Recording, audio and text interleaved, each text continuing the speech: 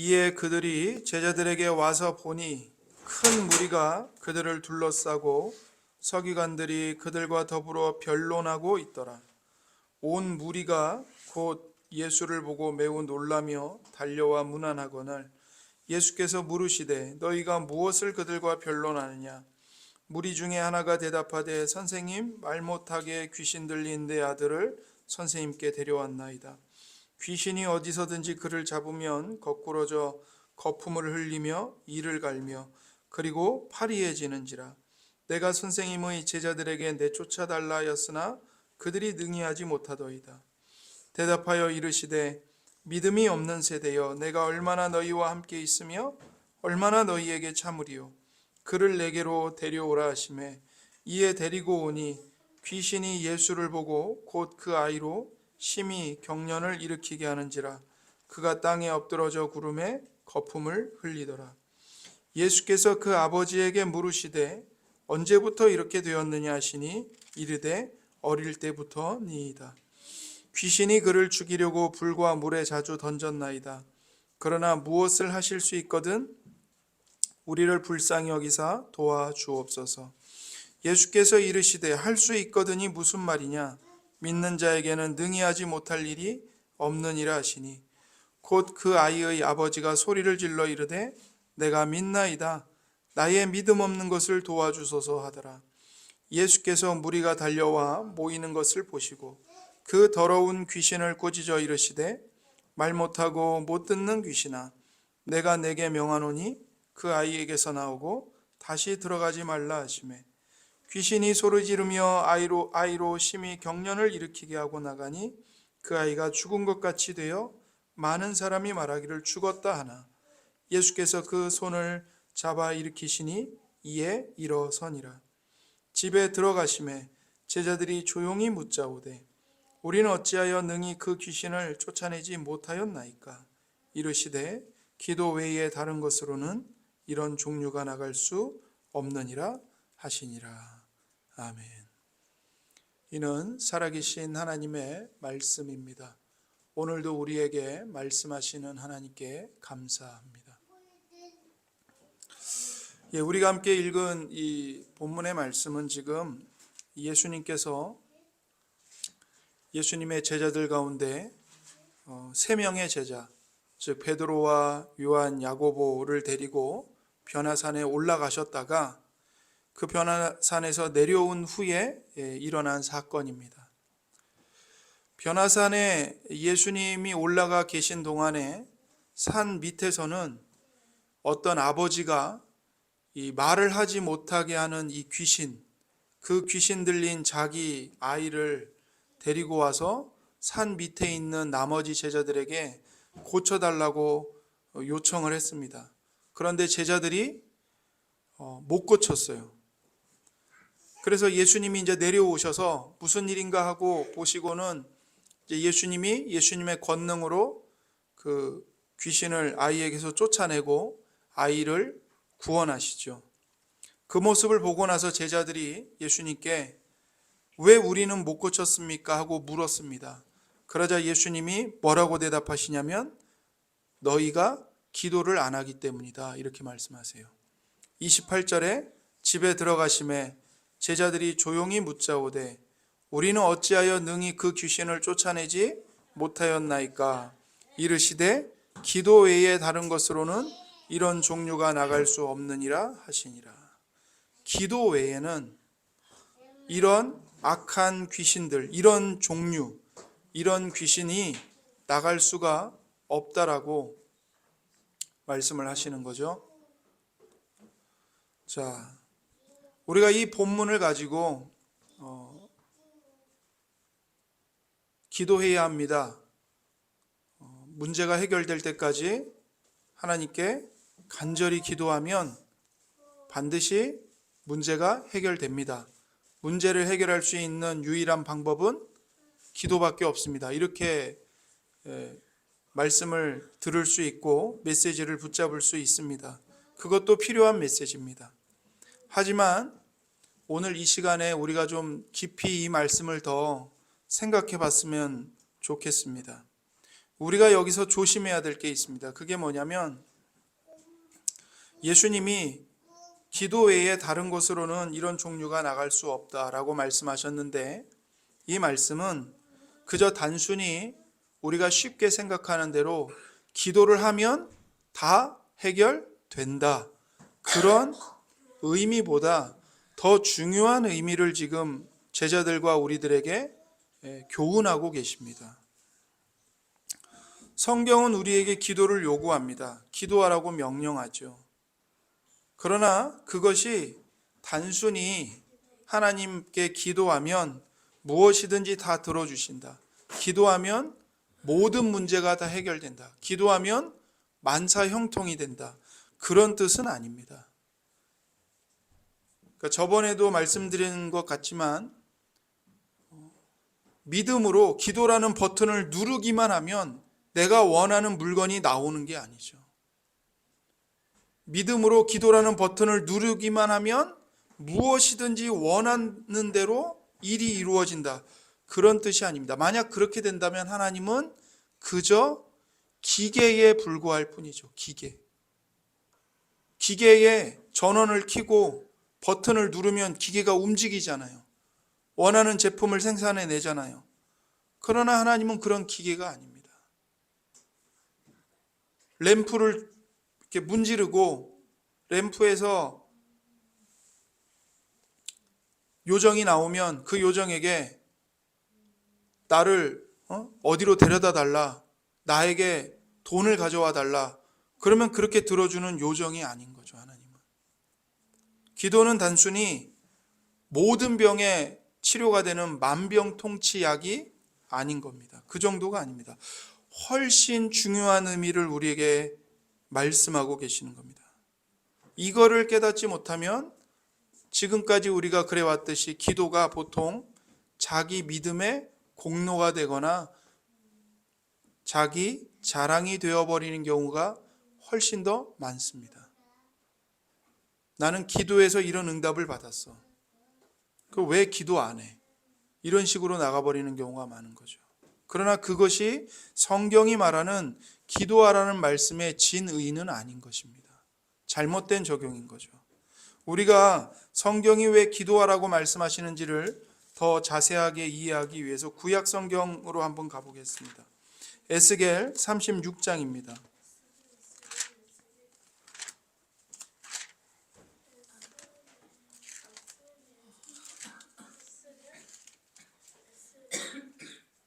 에스겔 36장 32절에서 37절까지의 말씀입니다. 구약 1208쪽에 있습니다.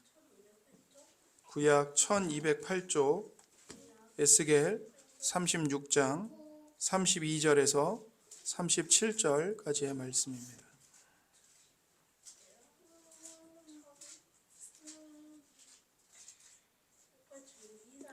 구약 1208쪽에 있습니다. 에스겔 36장 32절에서 37절 말씀. 주 여호와의 말씀이니라. 내가 이렇게 행함은 너희를 위함이 아닌 줄을 너희가 알리라. 이스라엘 족속아, 너희의 행위로 말미암아 부끄러워하고 한탄할지어다. 주 여호와께서 이같이 말씀하셨느니라. 내가 너희를 모든 죄악에서 정결하게 하는 날에 성읍들에 사람이 거주하게 하며 황폐한 것이 건축되게 할 것인즉, 전에는 지나가는 자의 눈에 황폐하게 보이던 그 황폐한 땅이 장차 경작이 될지라.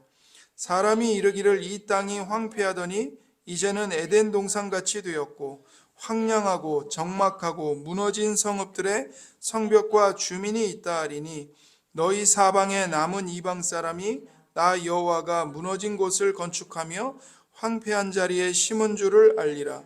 나 여호와가 말하였으니 이루리라.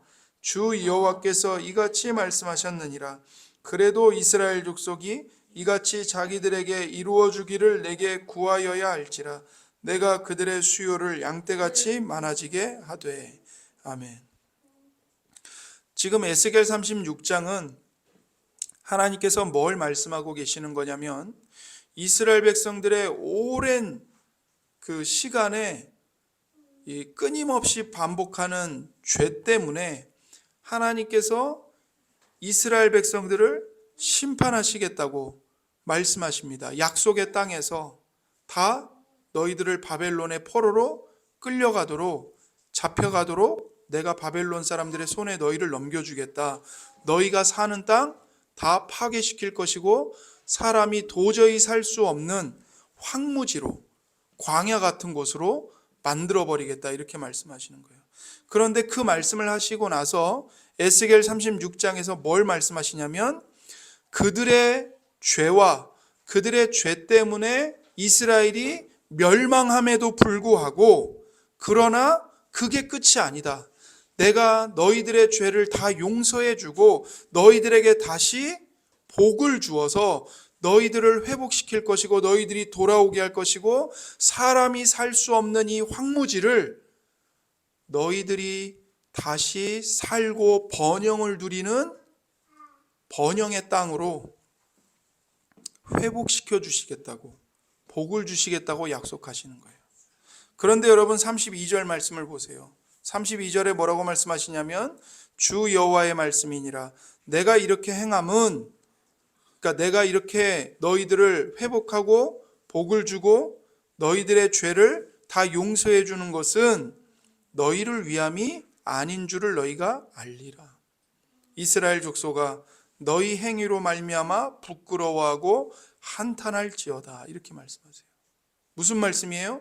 하나님이 용서와 풍성한 복을 주시겠다고 약속하시는데 이 복은 이스라엘이 받을 자격이 있어서 받는 게 아니라는 겁니다. 오히려 이스라엘은 벌을 받아 마땅한 죄인들이에요. 멸망의 자리에 있어요. 그러나 하나님은 내가 너희들에게 은혜를 베풀어서 너희를 고쳐주고 너희를 다시 번성하게 하고 너희들에게 풍요로운 복을 주겠다. 너희가 그 복을 받을 만한 자격이 있어서 주는 것이 아니다라고 말씀하시는 겁니다. 하나님은 이스라엘의 죄 때문에 망하게 하셨어요. 그러나 하나님은 이스라엘을 다시 하나님의 은혜로 회복시켜 주시겠다고 약속하십니다. 그리고 나서 끝에 37절에 이렇게 말씀하시는 거예요. 주 여호와께서 이같이 말씀하셨느니라. 그래도 이스라엘 족속이 이같이 자기들에게 이루어 주기를 내게 구하여야 할지라. 이게 뭔가 말이 안 맞지 않습니까? 앞에서는 이스라엘의 백성들의 죄악에도 불구하고 그들은 복을 받을 만한 자격이 없는 멸망받아 마땅한 자들인데도 불구하고 하나님께서 하나님을 위해 회복시켜 주시겠다고 약속하셨어요. 그런데 마지막에 가서는 내가 너희들을 회복시켜 줄 거야. 내가 분명히 약속할게. 내가 이 약속 반드시 지킨다. 그런데 그래도 너희들은 너희들에게 내가 이 약속을 이루어 주기를 기도해야 한다. 이렇게 말씀하세요. 앞에서는 죄악에도 불구하고 복을 주시겠다고 약속하시고 그런데 뒤에 가서는 그래도 너희들 나한테 기도해야 돼. 이렇게 말씀하십니다. 이 말씀의 의미가 뭘까요? 왜 그럼에도 불구하고 이스라엘 족속이 이같이 자기들에게 이루어 주기를 내게 하나님께 구하여야 기도해야 할지라. 왜 이 말씀을 하실까요? 그것은 이런 뜻입니다. 너희들은 너희들의 죄 때문에 망했지. 너희들이 내 말을 듣지 않고 너희들이 순종하면 복을 받아서 누릴 수 있는 내 모든 계명의 말씀을 너희가 거역했지. 그러니 너희는 멸망받는 게 마땅해.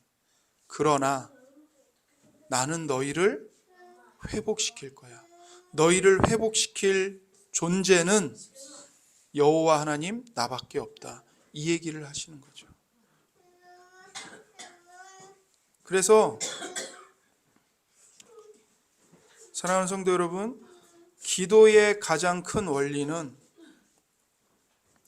하나님께 도와주십시오. 이거 외에는 아무것도 없습니다. 기도의 가장 큰 원리가 뭐라고요? 하나님께 도와주십시오. 이거예요. 내 신앙이 얼마나 좋은가를 뽐내고 자랑하기 위해서 기도하는 것이 아닙니다. 하나님밖에 없기 때문에, 하나님만이 우리의 아버지이시고 하나님만이 우리의 주인이시고 하나님만이 우리의 생명이시기 때문에 하나님밖에 없습니다. 도와주세요. 그래서 기도하는 겁니다. 여러분, 거지가 국어를 잘하는 거지가 있고 국어를 잘 못하는 거지가 있습니다. 그런데 이 두 거지가 만났어요. 그랬더니 국어를 잘하는 거지가 자기 자랑을 하는 겁니다. 야, 나를 봐라. 나처럼 국어를 잘해야지. 그러니까 나는 매일 밥을 안 굶고 밥을 얻어먹는 거야. 너는 국어를 그렇게 못하니까 그렇게 굶고 사는 거지. 이렇게 말을 해요. 근데 여러분, 거지가 국어를 잘하는 것이 자랑할 만한 일입니까? 나처럼 국어래. 내가 국어를 잘하니까 사람들이 나에게 이 돈도 주고 먹을 것도 주는 거야. 이게 자랑할 일인가요? 그게 아니죠. 기도를 많이 하고 기도를 잘하고 응답을 받아요. 그런데 그렇게 기도를 잘해서 응답을 받는 게 과연 자기의 자랑거리가 될 수 있습니까? 될 수가 없어요. 될 수가 없죠. 에스겔도 이걸 얘기하는 겁니다. 에스겔 선지자가 그래도 너희가 나에게 구해야 주겠다는 하나님의 말씀을 대언하는 이유는 단 하나 때문이에요.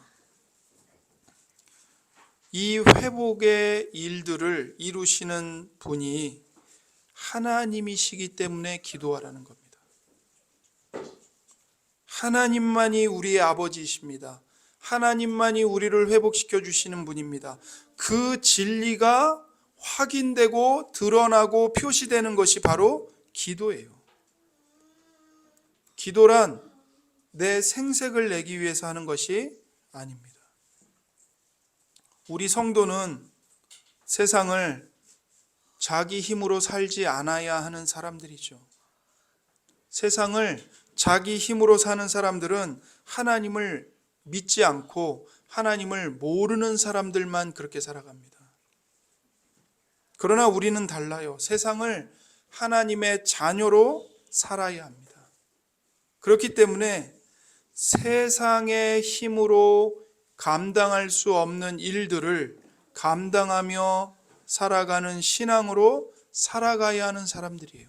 그렇기 때문에 하나님께서 세상을 이길 힘을 우리에게 주십니다. 그런데 그 힘은 바로 하나님 당신이십니다. 하나님 그분이세요. 그래서 우리에게 언제나 부딪히는 어려움 속에서 하나님 아버지 도와주세요. 이렇게 하나님께 도와달라고 간청하고 매달릴 수 있게 해주는 것이 기도입니다. 예수님을 믿지 않는 사람들은 모든 문제의 원인이 돈 때문이라고 얘기해요. 돈이 없어서 모든 문제가 발생한다. 인생에 행복이 없느냐? 돈이 모자르기 때문이다. 문제를 해결하고 싶으냐? 돈이 있으면 된다. 이렇게 말하죠. 물론 돈의 파워는 막강합니다. 실제로 결혼을 해서 가정을 이루고 자녀를 낳고 이 땅에서 그 가족들을 책임지고 살아가는 것, 자녀를 책임지고 살아가는 것 쉬운 일이 아니고요. 돈이 없으면 불가능한 일이에요. 돈을 절대 무시할 수 없습니다. 그럼에도 불구하고 우리의 생명과 복된 인생은 돈에 달려있지 않습니다. 돈이 많다고 해서 하나님의 자녀답게 거룩한 삶을 살 수 있는 것이 아닙니다. 돈이 없다고 해서 거룩한 성도답게 살 수 없는 것도 아닙니다. 하나님은 뭐라고 말씀하시냐면 우리가 어떤 형편에 있던 그 상황에서 자족하는 마음을 갖고 살아간다면 그것은 경건에 큰 유익이 된다라고 말씀하세요. 이런 신앙의 삶을 살게 해주는 유일한 힘과 생명은 오직 하나님께서 주시는 겁니다. 인간의 부패한 이성과 마음으로는 이해할 수 없는 거예요. 그래서 하나님의 자녀의 인생은 더 이상 세상의 힘이나 내가 가진 돈을 의지해서 걸어갈 수 없는 길을 걸어가는 거죠. 하나님을 의지해서 하나님의 도우심으로 걸어가는 거예요. 하나님이 우리에게 기도를 하라고 명령하시고 우리가 기도하면 그 기도에 자비롭게 은혜를 베푸시고 도움을 베풀어 주시는 것은 하나님만이 우리를 도와주시는구나, 하나님의 은혜로만 우리가 사는구나를 확실히 알게 하시기 위함입니다. 우리에게 돈이 정말 필요하지만 그 필요한 돈을 우리에게 보내주시고 채워주시는 분도 하나님이시구나. 돈의 주인이 내가 아니고 세상이 아니고 하나님이시구나. 내 인생의 주인이 돈이 아니고 세상이 아니고 하나님이시구나. 이것을 확실하게 알게 하시기 위함인 거죠. 그래서 우리가 기도하면 하나님이 우리를 도와주시고 하나님의 은혜로 산다는 것을 우리가 늘 깨닫게 됩니다. 경험하게 됩니다. 그러나 기도를 안 하면 어떤 일이 일어나죠? 하나님의 은혜로 하루 세끼 밥을 먹고 하나님의 은혜로 내 심장이 뛰고 하나님의 은혜로 아무렇지도 않게 숨을 쉬며 일하며 공부하며 살아감에도 불구하고 그것이 하나님 아버지의 사랑이요 은혜라는 것을 망각한 채 살아가게 된다고요. 기도를 안 하면. 하나님의 은혜를 받아도 하나님이 이렇게 좋은 분이시지, 하나님은 우리를 영원히 버리지 않고 돌보시는 아버지시지, 이런 사실들을 마음에 의식하지 못한 채 무감각한 마음으로 살아가게 된다는 겁니다. 그래서 하나님은 우리에게 기도를 하라고 명하시고 하나님께 매달리며 살아가라고 말씀하시는 거예요. 우리는 하나님께 매달리고 하나님을 의지해야만 걸어갈 수 있는 성도의 길을 걷도록 부름받은 자들이라는 것을 기억하시기 바랍니다. 우리 인생에서 가장 많이 배우고 연단받아야 할 것이 있습니다. 그게 뭐냐면 매 순간순간마다 하나님께 의지하는 법을 배우는 겁니다. 그것이 기도예요. 그래서 항상 기도하고 쉬지 말고 기도하고 범사에 기도해야 하는 것입니다. 항상 기뻐하라, 쉬지 말고 기도하라, 범사에 감사하라 말씀하시잖아요. 기도하기 때문에 항상 기뻐할 수 있고 쉬지 말고 기도할 수밖에 없고 모든 것이 하나님의 뜻이고 하나님의 뜻 안에서 모든 일들이 합력하여 선을 이루니 무슨 일을 만나든 무슨 일을 겪든 하나님께 감사해야 하는 것이고 감사할 수 있는 겁니다. 결국 기도는 뭘 드러내죠? 내가 아무것도 아니라는 것을 드러내는 거예요. 내가 얼마나 무능한 사람인가, 내가 얼마나 연약하고 못난 사람인가, 이것을 드러내는 것이 기도입니다. 기도는 하나님 절대로 내 힘으로는 못 살아요. 내 힘으로는 이 문제를 해결할 수 없어요. 나는 하나님 아버지밖에 없어요. 그걸 드러내는 거예요. 그래서 기도하는 사람은 자신이 가장 못나고 아무것도 아님을 아는 사람입니다. 어떤 사람이 기도하는가? 내가 얼마나 못난 자인지, 내가 얼마나 무능한 자인지, 내가 얼마나 약한 자이고 아무것도 아닌 자인지를 아는 사람만 하나님께 엎드리고 기도하는 거예요. 그러니 기도를 많이 하는 것은 자랑이 될 수 없죠. 마치 국어를 잘하는 거지가 내가 얼마나 국어를 잘하는지 그 비결을 알려줄게 뽐낼 수 없는 것처럼, 하나님 아버지께 기도를 많이 하는 그 사람도 내가 얼마나 기도 많이 하는지 알아? 자랑할 수 없는 거예요. 기도 그 자체가 하나님 난 아무것도 아니에요. 하나님 내가 세상에서 제일 못난 사람이에요. 하나님이 지금 이 숨 쉬는 이 순간 조차도 하나님이 나를 붙들어 주시지 않으면 나는 이 하나님 자녀의 자리 지킬 수 없고 신앙으로 살아가야 하는 이 성도의 길을 한 걸음도 걸어갈 수 없는 자예요. 하나님이 붙들어 주시지 않으면 죄인의 길을 향해 달려갈 수밖에 없는 자이고 악인의 꾀를 쫓아갈 수밖에 없는 자이고 오만한 자의 자리에 앉아서 지옥에 떨어지는 줄도 모른 채 나 잘났다고 다른 사람들 무시하고 업신여기고 지 잘난 맛에 지옥을 향해 떨어질 수밖에 없는 자입니다. 하나님 1분 1초라도 나를 놓지 마시고 나를 붙들어 주시고 내가 잘못한 거 있으면 꾸짖어 주시고 때려서라도 내 잘못을 깨닫고 그 죄에서 돌이켜 하나님께로 회개하게 해주세요. 믿음을 지키기 어려운 고난의 때에 하나님 두 마음 품지 않고 세상을 향해 돌아가기로 마음 먹지 않고 끝까지 고난 중에서도 하나님을 기뻐하며 믿음을 끝까지 지키며 이 십자가의 길을 걸어갈 수 있도록 하나님 1분 1초마다 저를 붙잡아 주세요. 이게 기도라고요. 이렇게 생각하는 사람이 쉬지 않고 기도할 수밖에 없다고요. 걸어가면서도 기도하고 밥 먹으면서 기도하고 일하면서 기도하고 청소하면서 기도하고 사람들 만나서 대화하면서도 기도하고 집을 나서기 전에도 기도하고 집을 나선 후에도 기도하고 예배당에 오기 전에도 기도하고 예배당 와서도 기도하고 일이 시작되기 전에도 기도하고 일을 진행하는 가운데도 기도하고 일이 끝나고 나서도 하나님 모든 게 하나님의 은혜입니다.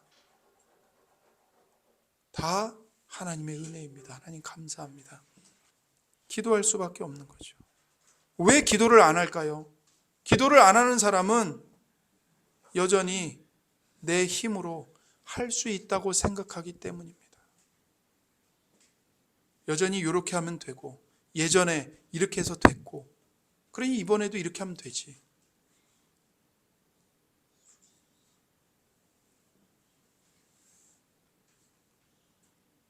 내 힘으로 할 수 있다고 생각하기 때문에 기도를 안 합니다. 여러분 마가복음 9장으로 돌아와서 제자들이 그 귀신 들린 아이가 왔을 때 고칠 수 없었어요. 근데 기도를 안 했어요. 왜 기도를 안 했을까요? 그들이 그 귀신 들린 아이를 만나기 전에 제자들이 예수님의 이름으로 많은 귀신을 쫓아냈던 경험이 있었거든요. 예수님이 제자들을 전도로 파송하신 적이 있습니다. 둘씩 짝지어서 보냈죠. 가서 사람들에게 복음을 전해라. 근데 그때 제자들이 예수님의 이름으로 귀신을 자기들이 쫓아내는 것을 경험했어요. 그래서 그들이 돌아와서 놀래면서 기뻐하면서 예수님께 뭐라고 말했냐면 주님, 주님의 이름으로 귀신을 쫓아내니까요 정말로 귀신들이 다 나갔습니다. 병이 고쳐졌고요 기적이 일어났어요. 기뻐했죠. 그러면서 제자들은 착각을 했습니다. 자기들이 예수님의 능력을 소유하고 있다고 착각을 한 거예요. 그래서 하나님께 기도를 할 필요성을 못 느낀 겁니다. 기도를 안 하죠. 그런데 여러분, 정말 예수님이 제자들에게 주신 것이 능력입니까? 그게 아닙니다. 여러분, 하나님께서 아브라함에게 약속하시면서 하신 말씀이 있어요. 나는 너의 지극히 큰 상급이며 너의 방패니라. 누가 우리의 상급입니까? 하나님이 우리의 상급입니다. 하나님이 우리의 보상이고, 하나님이 우리의 기업이고, 하나님이 우리의 돈입니다. 하나님이 우리의 방패이고, 하나님이 우리의 능력이십니다. 우리가 능력을 갖고 있는 것이 아닙니다. 잘 들으세요. 하나님이 나에게 능력을 주시는 방법으로 기도를 갖고 있는 것이 아닙니다. 기도는 하나님의 능력을 하늘에서 따오는 방법이 아닌 거예요. 기도란 내가 휘두르는 무기가 아닙니다. 기도는 뭐냐면 오직 하나님께 엎드리는 거예요. 하나님께 매달리는 거예요. 하나님 아니면 이 문제 해결 못합니다. 하나님 도와주세요. 안 그러면 저 죽습니다. 빨리 도와주세요. 하나님께 매달리는 것, 이것이 기도예요. 하나님께서 얼마나 끈질긴 사랑과 하나님의 포기하지 않는 섭리로 우리를 간섭하시고 우리에게 때마다 힘을 주시고 도와주시고 여기까지 인도해 주셨는지 생각해 보십시오.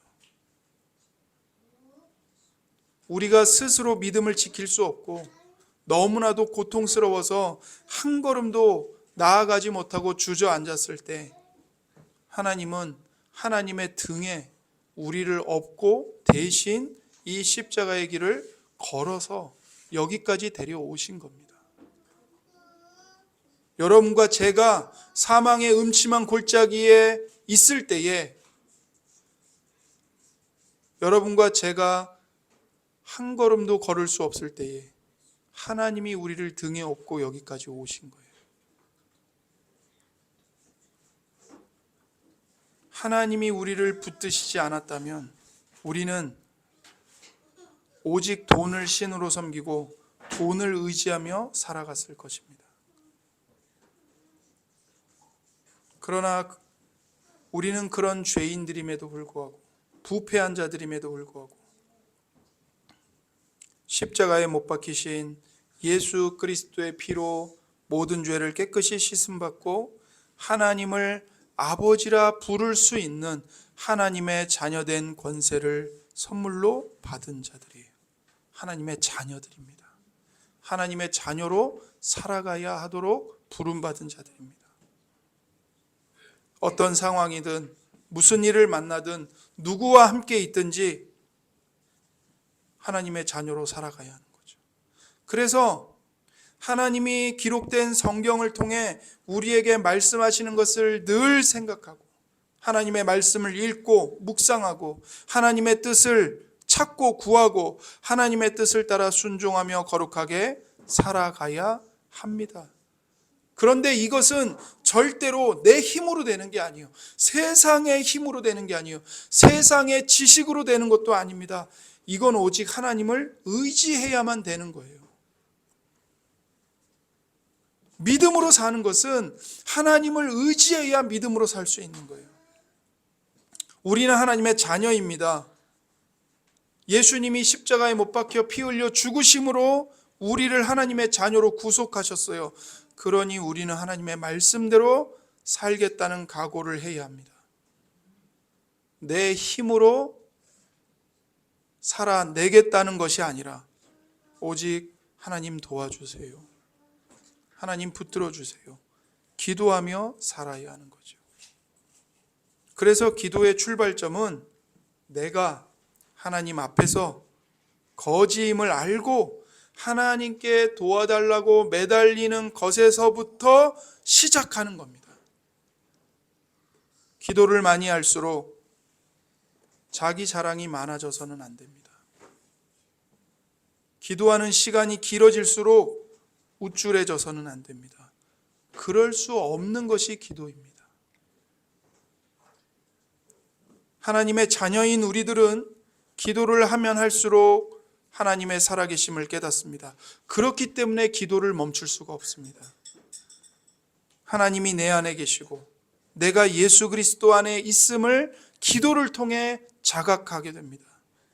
언제나 내게 필요한 것은 오직 하나님 아버지께서 예수 그리스도 안에서 성령님의 능력을 통해 채워주시고 공급해 주심을 경험하며 감격하는 사람, 이것이 기도하는 사람의 인생인 거죠. 그래서 예수님이 기도 외에는 이런 종류가 나갈 수 없다라고 이 말씀을 우리에게 하시는 겁니다. 그러니 여러분, 기도하시고 기도를 통해 더 겸손해지시고 기도를 통해 하나님 아버지의 여러분을 향한 그 뜨거운 사랑의 마음을 더 깊이 맛보고 경험하고 헤아리는 우리 모두가 되기를 바랍니다.